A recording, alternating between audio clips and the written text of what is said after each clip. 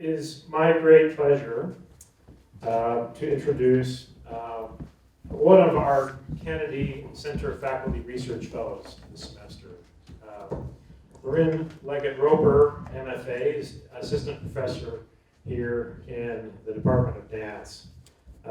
And she teaches classes, both studio and lecture courses here, including contemporary technique, composition, dance history, dance pedagogy, and directs DancEnsemble, which is a forum for student choreography and performance. Marin is also on the Council for Interfaith Relations here at BYU, and has a mission in much of her scholarship and creative work to integrate religion and performance.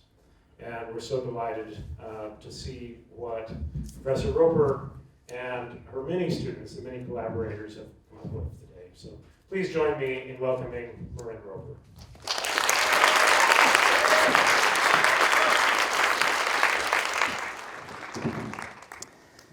Thank you. Thank you. A little bit of acrobatics here. Good. Thank you so much for being here today. How many of you, is this your first time sitting here in the Richards Building Studio Theater? Awesome. We hope it won't be your last. Please come back. We have so much programming that happens right here, magic that happens here on this stage. And then for you dance students, how many of you, is this your first Kennedy Center lecture? I see some other hands going up too. So good for you. Good. I hope that this can be the beginning of a beautiful relationship here. I just want to start by telling a story. And I grew up in a LDS family. My dad was in the military. We traveled around, but we settled after he retired in the mid-'80s up in Midvale, Utah, and I went to middle school and high school there. And our family was a pretty kind of model Latter-day Saint family. I mean, we participated in the church and the religion and the social aspects of the church. It was the only time I've ever really been involved in sports, was our young women's volleyball team. And we had a pretty good team, no thanks to me, but... life seemed pretty certain. Life seemed pretty grounded. My parents were kind of the model Latter-day Saint couple. So when I was 16, and my father, who had served as a bishop and served in the state high council, when he started stepping away from the church, because of some questions that he had, some issues that were difficult for him to resolve, it really threw me. It decentered me. And I was really angry about it. I was mad at my dad.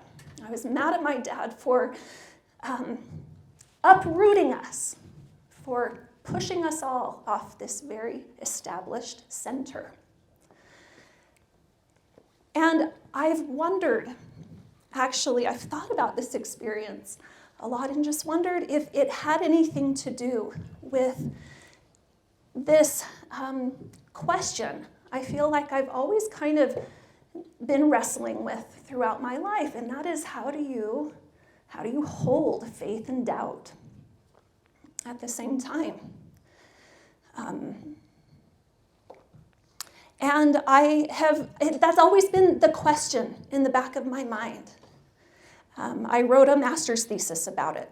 I started a dance company in New York about it. I've choreographed pieces in which I've kind of wrestled with some of my own questions and my own doubts. I even moved halfway around the world, literally, in pursuit of this answer. I am not a religious scholar. I am probably only an average scholar of my own faith tradition, to be totally honest. you could probably say that dance, and more generally movement, has been my spiritual love language. It's the way through which I have felt most authentic, most connected to others, most connected to deity, has been through my moving, expressive body. To me, this space here is a sacred space. It's a space where we share the most vulnerable parts of who we are for others to witness.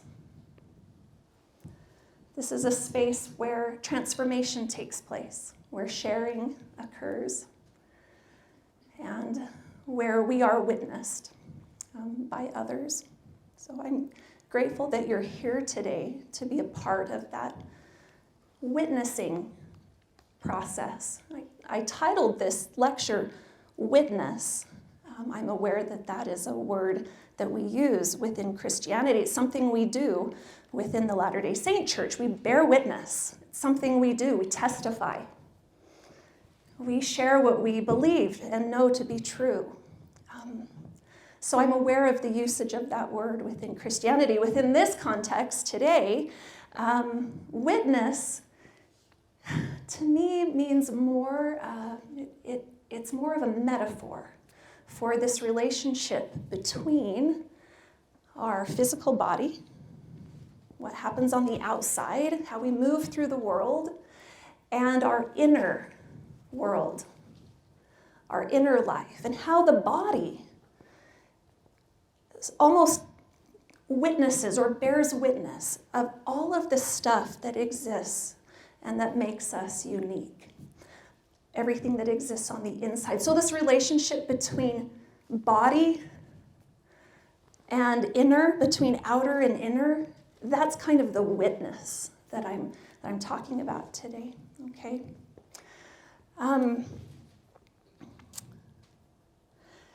For this project, I just originally proposed a project where 5 BYU Dance Majors would collaborate with 5 dance artists of diverse faith backgrounds, and these collaborators would choreograph a solo, an autobiographical solo that kind of explored the role of their body in their spiritual journey. And I thought that these collaborators would just come and teach these solos to our BYU students, and that's what would be performed today. And as a movement analyst, I would kind of analyze the movement and, come and be able to analyze it and share my findings with you today. But these collaborations didn't go at all like I expected. These collaborations just became so much more layered and nuanced, and each one has been very distinct. I just want to introduce our collaborators to you.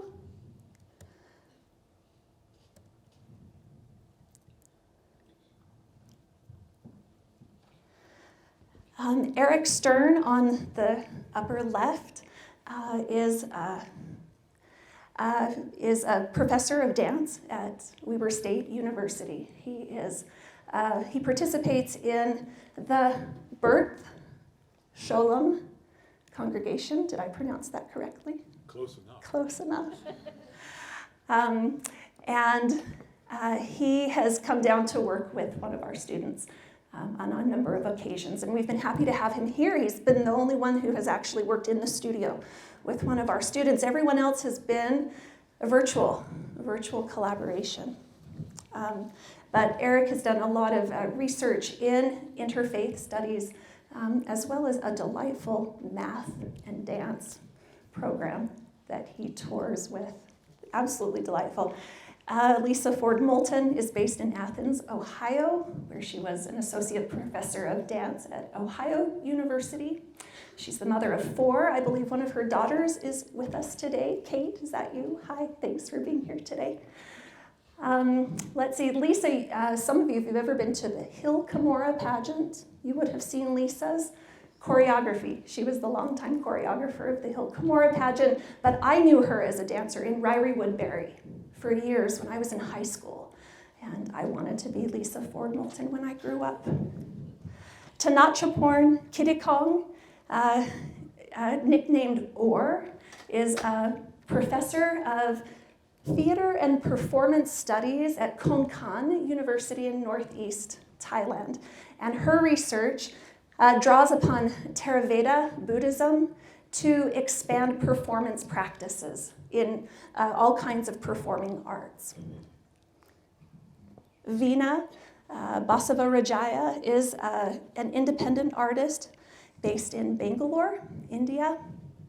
She's supported by the Indian Council for Cultural Relations, and her background is in Bharatanatyam dance and also in contemporary applications of that dance form. And she and I have a long relationship. Keelan Arnold, lower right, is based out of Brooklyn. He's a street and club dance artist, currently teaching at Hunter College and Gibney Dance Company, who draws upon his spirituality to enhance storytelling in dancers and performers. So these are our 5 collaborators today, okay? Let's go ahead and jump into these solos, all right? Our first solo is entitled Daven. This is a partnership between Eric Stern and Jordan Gulich. Here, Daven is the Yiddish word for to pray.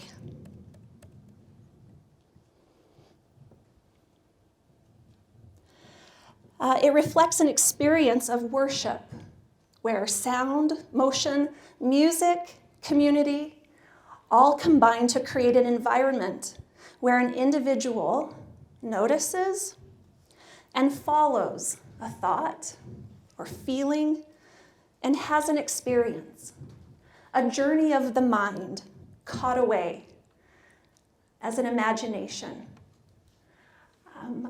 I felt like talking about worship with Eric was talking about a creative process of sorts that involves imagination and following your instincts and traveling to places maybe near or far away, but then coming back to where you are. And he structured this so beautifully with Jordan in this solo. And I think without any further explanation, we'll turn the time over to Jordan Gulich performing Daven.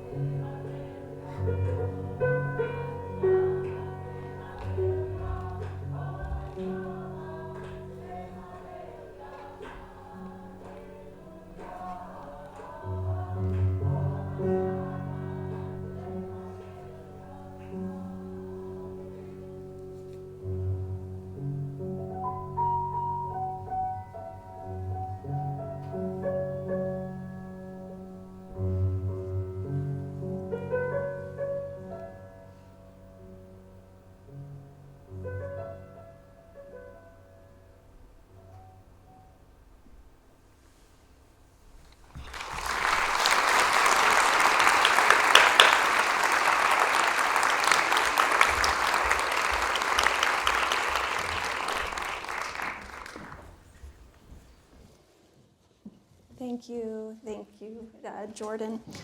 For those of you who are not dancers, let me share just a little bit about dance and how to look at dance, how to make sense of dance. As a language, sometimes dance is referred to as a language, or it's compared to language, and it has some similarities to language in a way that it can kind of be read, that different parts are put together, strung together, just kind of like words on a page or words in a sentence. Parts of movement can be literal, they can be really representative. This can be a bird, or this can be a prayer. Movement can be more metaphoric, the way that, that the pacing with which these parts are unfurled, or the way that it is placed on the stage. Even space becomes a metaphor. And so while the meaning might not be literal, there's something about the way that all of these parts kind of live together on stage and in the body that can kind of speak to you on some kind of deep level. At the end of the day, dance is kinesthetic. It really does have to be fully embraced more kinesthetically. So, as an audience, you need to have access to that kind of kinesthetic empathy as you observe and sort of participate with this thing that's happening in front of you. So as you watch these solos today, be aware of those kinds of kind of visceral, kinesthetic messages that you're receiving, and let that become significant for you, okay? It may not reveal like a secret hidden message what the dance is about, but it might just resonate in you in a certain way, and that is good enough.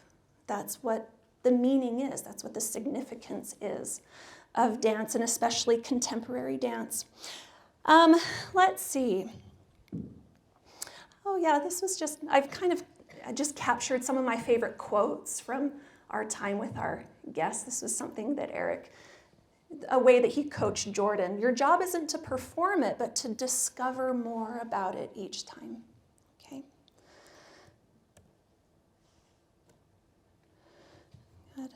I don't want to get too kind of scientific here, but there's something that happens in the studio between a performer and a choreographer. Now, sometimes a solo might purely come from the choreographer. They might just literally create something and set these steps on a performer, and it's the performer's job to kind of replicate that with as much precision as they can. At other times, it becomes much more about the performer's experience, and the choreographer is there to mostly kind of facilitate a process, but it really comes out of the performer themselves, okay? Now, I would describe this collaboration as happening somewhere in the middle. It really came from both choreographer and performer, okay? Another way you might look at it, and just because I wanted to have something that looked like a graph, I turned it into something with an X and a Y axis. You might look at a piece of choreography as a product, as something that's really about the final thing. It's really about the final thing. That's where its value lies, is in the end product.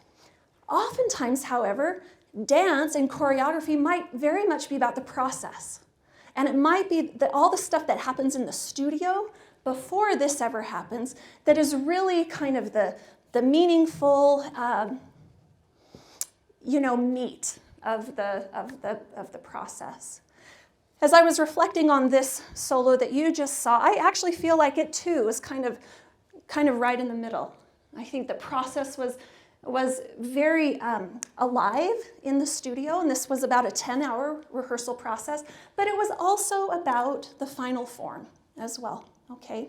Now the next solo you're going to watch, I think, lives more in this area.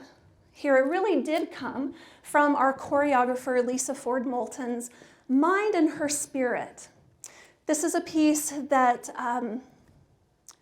reflects her feelings and beliefs about God the Father, God the Mother, and our experience as our mortal experience here. She says, as a choreographer, I enjoy intertwining literal and abstract movements to express what is personal but potentially universal. The vulnerability of the body as an instrument is also what gives it the power to connect with an audience on a kinesthetic, emotional, and spiritual level. My approach reflects where I am in my pursuit of understanding and insight, and has clarified what I value, what I hope for, and what I accept as truth. Okay. So we will watch our next solo now, performed by Alyssa Lillenquist.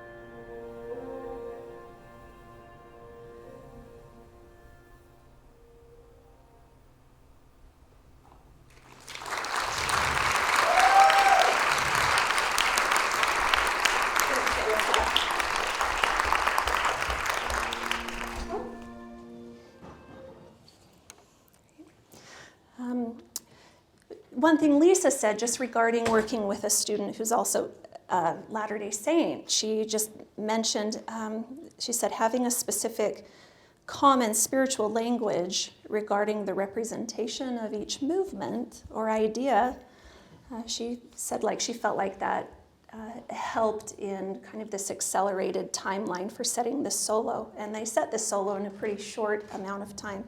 And she just said she found it refreshing, she says, to be able to communicate openly and purposefully about my faith in a dance setting. Let's talk about dance as a tool in interfaith engagement then. What happens when you learn a movement that comes from a belief system or worldview that's different than your own, and that's what dancers are doing all the time.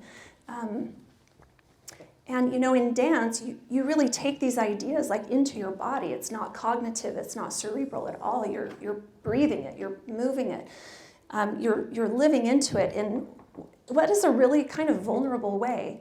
And a question that I've posed to these students that I might want to just hear from them afterwards is, what has that translation process been like for you? What's the process that you go through? If, okay, this is kind of where I am, this is where I'm situated, spiritually, or this is how I see the world, this is my truth, or this is my journey. And then I encounter this other. And we're facilitating encounters with the other here. We're seeing what happens. Do they suspend who they are? And do they go into this place that might feel foreign to them, that might feel vulnerable, might feel a little scary to them? Or do they translate the information they're getting from their collaborator and sort of, again, kind of center themselves? Okay, well, this is a piece about, rather than a Hindu goddess, this will be a piece about Christ for me. What do these dancers do? What have these students done? So I'm interested to talk with them maybe after this performance today and get some of their feedback. Here we go. We're going to hop from here over to here.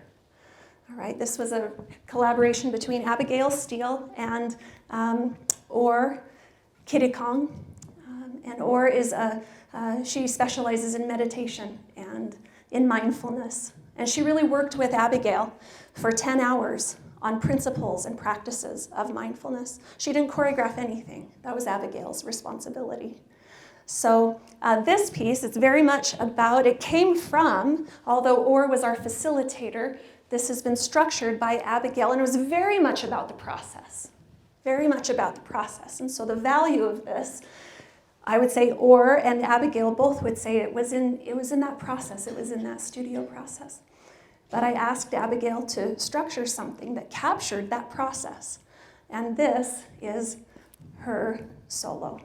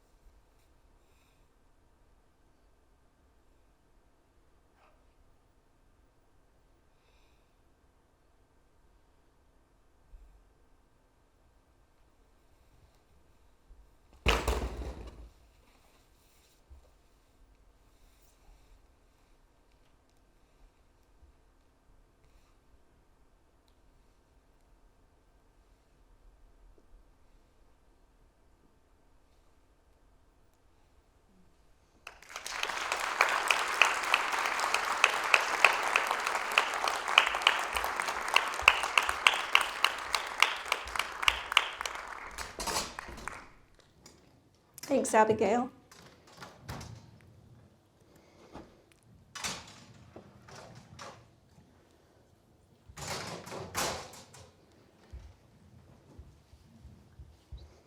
This was from Orr. Don't rush, make them wait, said with a little smile. They had a lot of humor in their sessions together. It was lovely. We'll move on to our last solo. This is a collaboration between Vina and Bailey. In dance, we learn about this principle of the relationship between mobility and stability. And the principle says that these two ideas are related, that you can't have one without the other.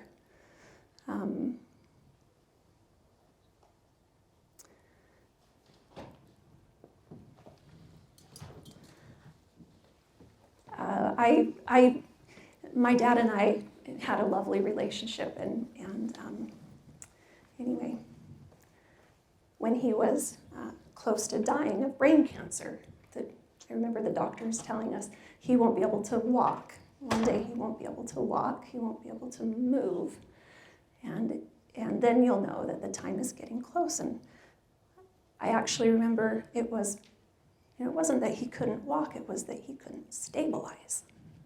Couldn't stabilize himself to be able to walk. There's this relationship in our physicality, and I believe even in our spirituality, between mobility and stability. I've talked about this before. I think my students hear me talk about this principle a lot.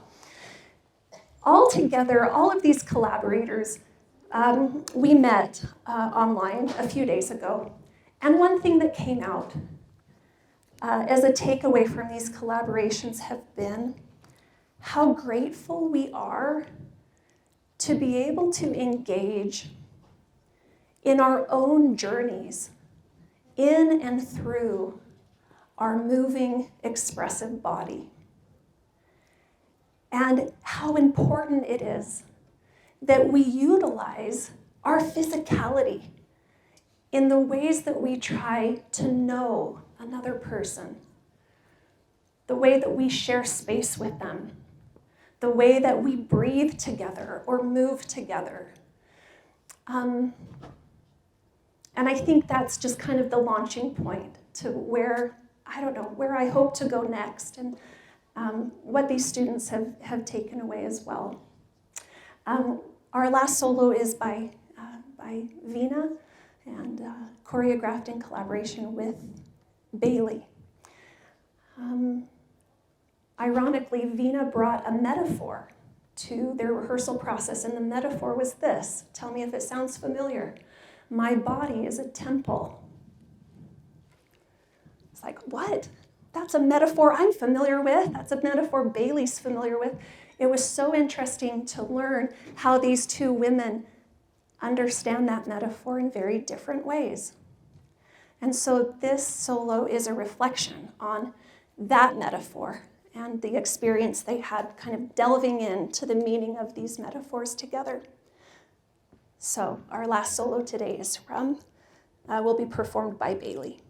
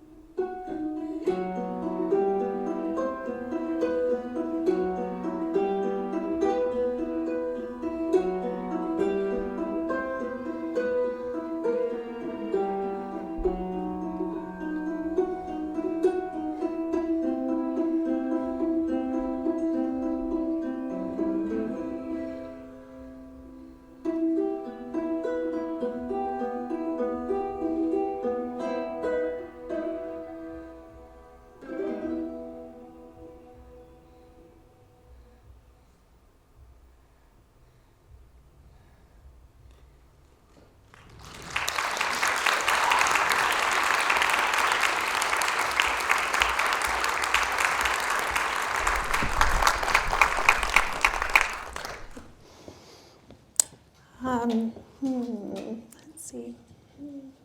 Yeah, one that is stuck will fall apart. One that is always moving will continue. That concludes our presentation for you today. Thank you so much for being here. We do have about 5 minutes for any questions. If anyone would like to stand up and just introduce yourself, and I'll invite the dancers to come back up here. Maybe we could pull out those chairs and you can have a seat, but go ahead and stand up. If you need to leave, let's just take a minute or two for those that want to exit. We just have a few minutes for questions. Do you have any questions for these student performers, their experience? Eric is here with us as well. Yeah. Okay. And this is for during the process of working on this project, was there like a specific moment or experience, like just like really touched your heart or touched you?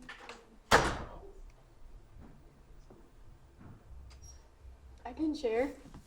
So, in my experience, Veena is very different from me. I mean, she lives in India, halfway around the world, and we have very different faiths. And so at first, I really drew lines between us. It was me versus you. And there was definitely a divide. But as we got to know each other through this process, through moving together and through sharing our hearts, those lines kind of started to blend, and it was no longer me versus you. It wasn't her music, my music, her dancing, my dancing. It was us. Music, dancing, just in general. And I just realized how similar we are instead of different. And I think I developed a lot of empathy for her and anyone of different faith backgrounds. And I could just see that we were both on a journey, and that was one of the most beautiful things in the end.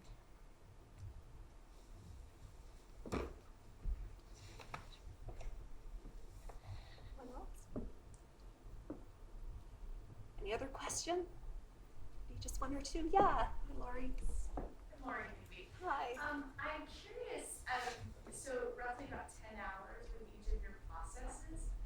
I'm curious if maybe what your percentage of verbal communication was and your percentage of movement exploration. I think, because I'm looking at this going, I would love to witness this process. So if you wouldn't mind sharing, I'd love to know how much verbal sharing was happening to facilitate the movement process. Some of you talked a lot in your rehearsals.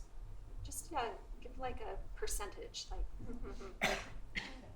I'm curious what my percentage really was. I know that in most of my rehearsals I did improvisation, movement meditation practice for probably like 45 minutes together, if you add up all the pieces.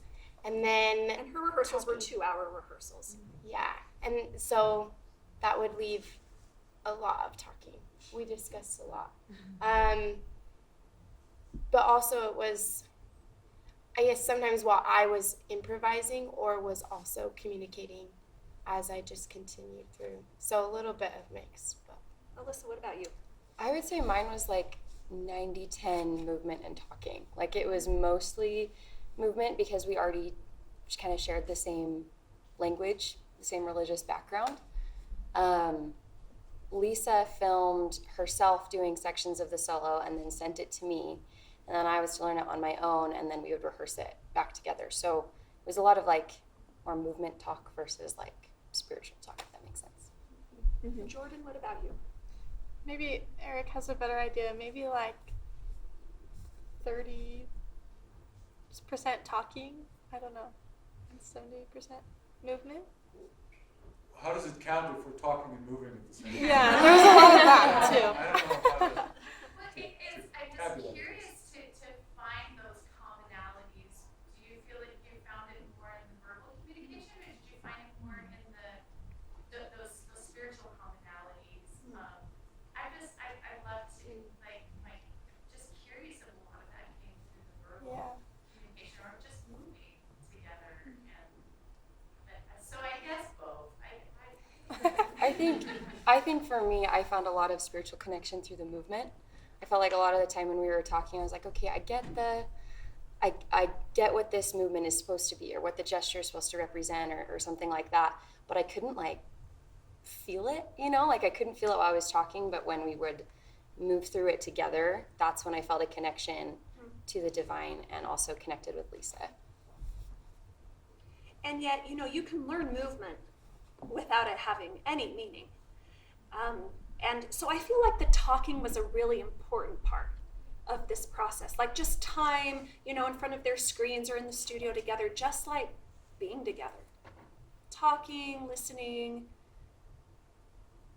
Yeah, I felt like that was important to set up the environment, to establish trust, but then to also just be able to ask questions. Like, well, what does that mean? Where did that come from? Maybe one more question. Thanks, Lori. And I know we're already inching over our 1 o'clock. One more, Tessa. I was just wondering, how much of your own artistry did you put into it, or were you just trying to stick with very much their choreography and language? Because I feel like sometimes, when I'm kind of imperfect, I add a lot of myself into it, but I don't know if you guys have any experience with that. I feel like in the beginning I tried to just kind of stick to what was given, but also half of the movement was given and choreographed, and then the other half I generated on my own based on different improvisational prompts. And so I guess just with blending them together, it's hard to stick to one or the other. So it's definitely a blend, and then I feel overall, in order to like incorporate meaning in it for me, I had to just really like put myself into it and like relate my own experiences to the movement. And then that's kind of when it like became my own. And then Eric just continued to coach me with like range of motion or various details that increase the movement capacity. Tessa, I had a bit of a change of heart, change of mind through this process. At the very beginning, I challenged these dancers to really suspend themselves, their own identity, and to really try to take on the worldview of their collaborator. But I think I've had a bit of a change of heart that like you have to find connections to your own point of view, I think, and connect to it deeply to be able to understand what another person might sense or feel or value or something. So I don't know. That's one perspective. Thank you. Terry, I'm going to invite you to come up and ask your question, but because we're over 1 o'clock, we'll go ahead and wrap up. Quinn, do you have anything more to say, or should we just? What a marvelous Thank you. experience. Thank you so much Thank you. for your words and your performances. What a wonderful way to end the semester. Thank you. Thanks, everybody. Thank you for being here.